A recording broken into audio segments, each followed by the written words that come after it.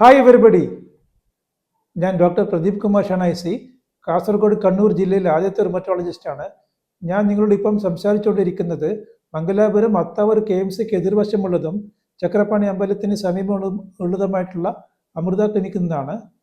കഴിഞ്ഞ വീഡിയോയിൽ നമ്മൾ വംശപാരമ്പര്യമായിട്ട് നമുക്ക് കിട്ടുന്ന ജീൻസ് നിന്നാണ് സന്ധിവാതം ഉരുത്തിരിയുന്നതെന്നും അതെങ്ങനെയാണ് ഉരുത്തിരിയുന്നതെന്ന് നമ്മൾ മനസ്സിലാക്കി.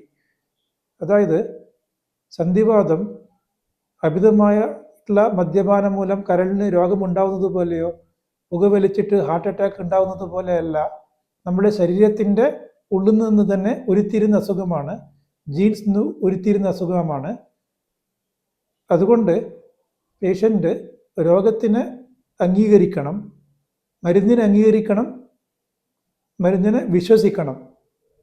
ഞാൻ കഴിഞ്ഞ വീഡിയോയിൽ പറഞ്ഞ പോലെ പരീക്ഷണ നിരീക്ഷണ ഗവേഷണങ്ങൾക്ക് ശേഷം ഗവൺമെൻറ് മാർക്കറ്റിൽ ഇറക്കുന്ന മരുന്നിൻ്റെ ഡോസിന് മാക്സിമം തെറാപ്യൂട്ടിക്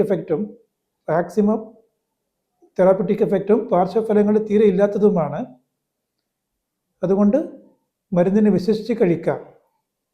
മരുന്ന് കഴിച്ചിട്ട് പേഷ്യൻ്റ് വ്യക്തിപരമായിട്ടുള്ള കാര്യങ്ങൾ, ജോലി സംബന്ധമായിട്ടുള്ള കാര്യങ്ങൾ, സാമൂഹികമായിട്ടുള്ള കാര്യങ്ങൾ എല്ലാം ചെയ്യണം.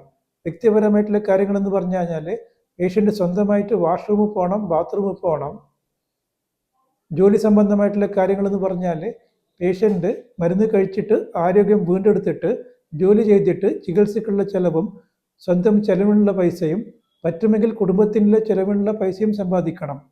സാമൂഹികമായിട്ടുള്ള കാര്യങ്ങളെന്ന് പറഞ്ഞു കഴിഞ്ഞാൽ സമൂഹത്തിനുള്ള കടപ്പാട്, അതായത് വിളിച്ച കല്യാണത്തിന് പോവുക, ഗൃഹപ്രവേശത്തിന് പോവുക, പിന്നെ കുടുംബത്തിന് കൂടെ ഹോട്ടലിൽ പോവുക, അമ്പലങ്ങളിൽ പോവുക. ചുരുക്കം പറഞ്ഞാൽ സന്ധിവാതം ഇല്ലാത്തവർ മരുന്ന് കഴിക്കാണ്ട് ചെയ്യുന്ന കാര്യങ്ങളെല്ലാം സന്ധിവാതമുള്ളവർ മരുന്ന് കഴിച്ചിട്ട് ചെയ്യണം. പിന്നെ ഡോക്ടർമാർ 3-4 മാസത്തേക്ക് മരുന്ന് പ്രിസ്ക്രൈബ് ചെയ്യുകയാണെങ്കിൽ ഓരോരോ മാസത്തെ മരുന്ന് വാങ്ങിയിട്ട് മുന്നോട്ട് പോയാൽ മതി.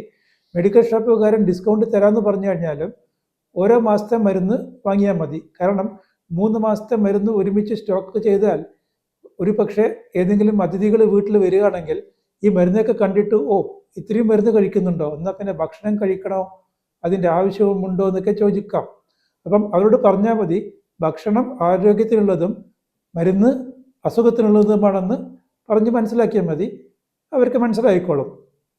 പിന്നെ ഭക്ഷണത്തിൻ്റെ കാര്യം പറയുമ്പം എനിക്ക് ഓർമ്മ വരുന്നൊരു കാര്യമാണ്, സന്ധിവാതത്തിന് അലോപ്പത്തിയിൽ പഥ്യമില്ല, ഗൗട്ടിന് മാത്രമേ അലോപ്പത്തിയിൽ പഥ്യമുള്ളൂ. അതിനെക്കുറിച്ച് നമുക്ക് വേറൊരു വീഡിയോയിൽ ചർച്ച ചെയ്യാം. അല്ലാതെ വാദമുള്ളവർ സസ്യാഹാരം, മാംസാഹാരം, തണുപ്പുള്ളത്, ചൂടുള്ളത്, എരിവുള്ളത്, മധുരമുള്ളത് ഒക്കെ കഴിക്കാവുന്നതാണ്. അപ്പം ഈ വീഡിയോയിൽ നിങ്ങൾ സന്ധിവാതം ഉണ്ടെങ്കിൽ എങ്ങനെയാണ് അതിനെ തരണം ചെയ്ത് മുന്നോട്ട് പോകേണ്ടതെന്ന് മനസ്സിലാക്കി, നിങ്ങൾക്കോ നിങ്ങളുടെ സുഹൃത്തുക്കൾക്കോ ബന്ധുക്കൾക്കോ ആർക്കെങ്കിലും സന്ധിവാതമുണ്ടെങ്കിൽ വിദഗ്ധ ചികിത്സക്കായി മംഗലാപുരം അത്താവൂർ KMCക്ക് എതിർവശമുള്ളതും ചക്രപാണി അമ്പലത്തിന് സമീപമുള്ളതുമായിട്ടുള്ള അമൃത ക്ലിനിക്കിൽ വന്ന് എന്നെ കൺസൾട്ട് ചെയ്യാവുന്നതാണ്. നിങ്ങൾക്കെല്ലാവർക്കും നന്ദി, നമസ്കാരം.